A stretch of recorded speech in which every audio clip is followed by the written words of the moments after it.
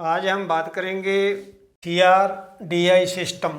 CRDI system है जो and DI system, ये सिर्फ डीजल सिस्टम के लिए है। तो आज हम देखेंगे कि CRDI सिस्टम कैसे काम करता है, डायरेक्ट इंजेक्शन पंप में और CRDI सिस्टम में क्या फ़र्क है। तो यहाँ पर हमारा है ये फ्यूल टैंक है, इसके अंदर ये स्टेनर लगा हुआ है।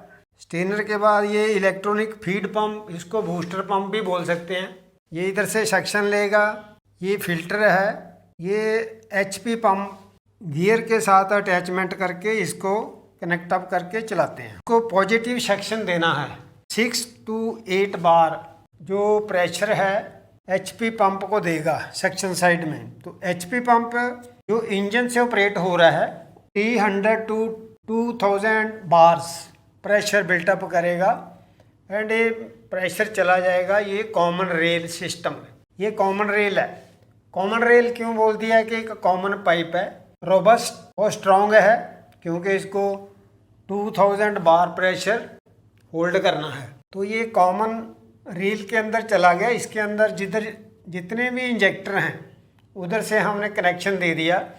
कनेक्शन दे के इंजेक्टर लगाया। इंजेक्टरों को एक कॉमन सिस्टम से, जिसको कॉमन रेल बोला है, कनेक्शन दे के ऑपरेट कर दिया। तो ये सिस्टम कैसे ऑपरेट होएगा, इधर प्रेशर आ गया, इधर सेंसर दिया हुआ है, इसके अंदर कितना प्रेशर है वो सेंस करेगा, देगा ECU, इलेक्ट्रॉनिक कंट्रोल यूनिट को ये फीड अप देगा कि कितना प्रेशर इसके अंदर आ गया है। जैसे अगर प्रेशर हमारे को कितना चाहिए, जैसे स्टार्टिंग में हमारे को 300 बार प्रेशर है, वो स्टार्टिंग में हमारे को 300 बार्स के ऊपर ही हमारे को स्टार्ट करना है। तो जैसे हम इंजन का की ऑन करेंगे तो ये पंप छोटा चालू हो जाएगा, क्योंकि ये अपनी बैटरी से चलता है। ये प्रेशर इधर से लिया, यहाँ तक कि इसने प्रेशर देना है 6 to 8 बार। इसके अंदर जो प्रेशर अगर ज़्यादा हो जाता है, इधर से हम नहीं इंजन चालू करते, लेकिन ये पंप ने तो प्रेशर दे दिया, लेकिन ये चल के वापस ट्रेन हो जाएगा अगर एक्स्ट्रा है। उसके बाद ये पंप चालू हो गया। ECU ने ये सिग्नल ले लिया, इतना प्रेशर आ गया। अभी हमने की चालू किया, ऑन में था, अभी स्टार्ट में मारा, तो यहाँ पर इंजेक्टर को इन्होंने सिग्नल दिया, यहाँ पर प्रेशर है। इंजेक्टर को सिग्नल दे दिया कि इंजेक्टर चालू होने के, inject as per the firing order. जैसे हमारा ये प्रेशर ओके हो गया तो यहाँ से इंजेक्टर ने फायर किया, इंजन चालू हो गया। तो ये स्टार्टिंग में ये एकदम टॉर्क ज़्यादा चाहिए इंजन को, इसलिए इसको थोड़ा वोल्टेज, स्टार्टिंग वोल्टेज और 70 to 80 ये इंजेक्टर को मिलेगा, तो कि मोर फ्यूल। स्टार्टिंग में टॉर्क चाहिए तो उस समय ज़्यादा प्रेशर वोल्टेज दे के इंजन चालू हो गया। अभी हमारे को इंजन को वेरिएशन लोड करना है, तो ये प्रेशर रेगुलेटिंग वाल्व है।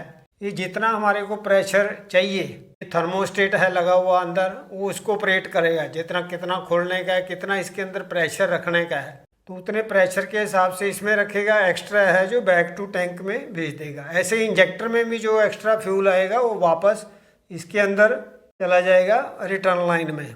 तो ECU क्या करता है, जैसे इंजन चालू हो गया, इधर से एक सेंसर दे दिया है, इधर सेंसर दे दिया है, कैम से सेंसर लिया है, एक फ्लाई व्हील से सेंसर लिया है। तो ये सेंसर क्या करेगा, इधर कोडिंग में जो टाइमिंग है उसका कोड फीड किया हुआ है व्हील के ऊपर 1 3 2 4, जैसे as per the firing order. इसके टाइम से हिसाब से इधर फीडबैक देगा कि ये इस यूनिट का जो पिस्टन है टॉप में है, फायरिंग ऑर्डर में है। कैम शाफ्ट का एक सेंसर है, वो भी फीडबैक देगा कि इस पोजीशन के ऊपर दोनों वाल, इनलेट वाल, एग्जॉस्ट वाल क्लोज हैं, इंजेक्टर फायर कर सकता है। तो ये दोनों ये रीड करेगा, फिर सिग्नल देगा इंजेक्टर को, 100 and 100 नंबर है जो फायर करेगा, फायरिंग ऑर्डर में हो। ऐसे जो वेरिएशन लोड है, इधर एज पर लोड पैडल दे दिया है, या कुछ भी जिससे हमने लोड वेरिएशन करना है, या कोई जनरेटर है या कुछ भी है जिसके ऊपर हमने लोड डाला हुआ है, उधर हमने लोड वेरिएशन गवर्नर के थ्रू दे दिया।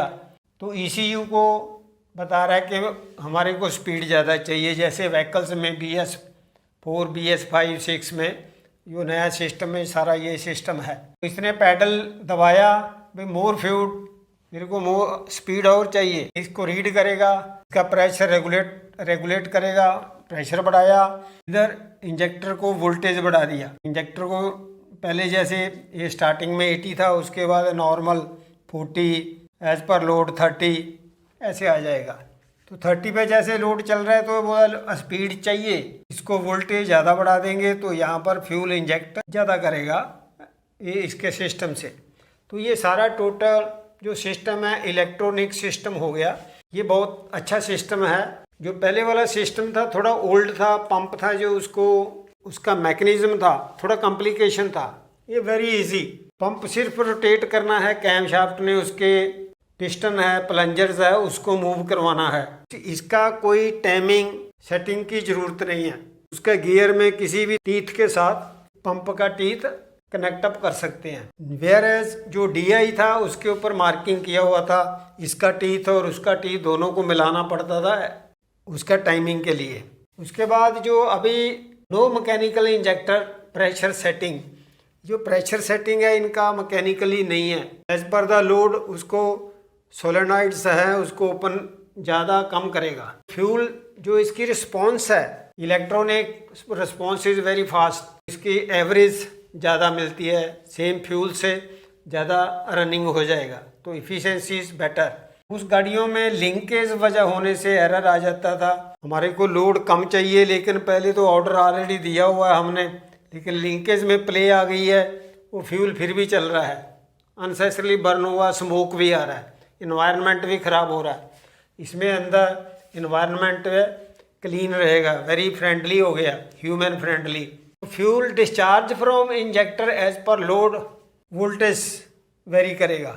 ये है यहाँ पर है क्रैंक शाफ्ट, ये है कैम शाफ्ट का सेंसर। इधर एक सेंसर दिया हुआ है जो कॉमन रेल के अंदर प्रेशर कितना है वो सेंस करेगा, इसके अंदर इसको बताएगा ECU को। ये प्रेशर रेगुलेटिंग वाल उसको एज पर लोड इसका प्रेशर कम ज़्यादा करके इसको रिलीफ करके।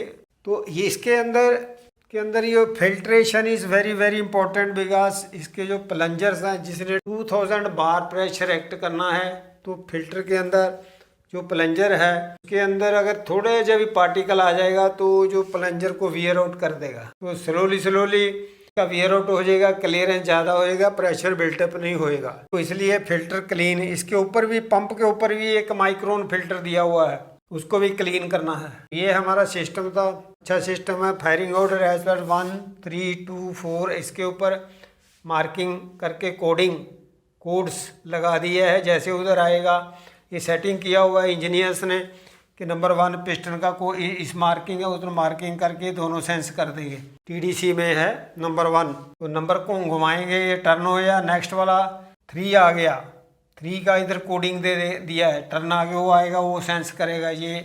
तो ऐसे ये फायरिंग ऑर्डर के हिसाब से ये फायर करेगा। अभी इसके अंदर ये system long life, no trouble. ऐसे हमारे को लगता है कि यार ये इसमें बहुत कॉम्प्लिकेशन है, इट्स नॉट कॉम्प्लिकेशन। इन्वायरमेंट के लिए वेरी वेरी नाइस, क्योंकि इसमें स्मोक नहीं है। इसके अंदर एग्जॉस्ट के अंदर सेंसर लगा दिया है, CO2 रिकॉर्ड करेगा जो हमारे जो फ्यूल बर्न प्रॉपर हो रहा है कि नहीं। अगर ऑक्सीजन कम है तो उसके लिए इंडिकेशन आएगा कि आपका फिल्टर चोक हो गया है, अब ये कार्बन मोनोऑक्साइड जा रही है, that is very dangerous for the environment, for the human body. मेरी नेक्स्ट वीडियो पंप के ऊपर, हम पंप का डायग्राम बनाएंगे तो आपको बताएंगे ये पंप कैसे काम करता है। This pump is very simple. Whereas मेरी लास्ट वीडियो में मैंने DI पंप बनाया था जो सबसे पहले बॉस्च ने हमारे को दिया था। तो ये जो है वेरी सिंपल है, उसके अंदर प्लंजर था वो रोटेट करना था, रेडियल भी रोटेट करना था एज पर लोड, पर इसमें कुछ नहीं, इसने सिर्फ घूमना और प्रेशर बिल्टअप करके देना है। Please subscribe my channel, like करें, शेयर करें। Thank you very much.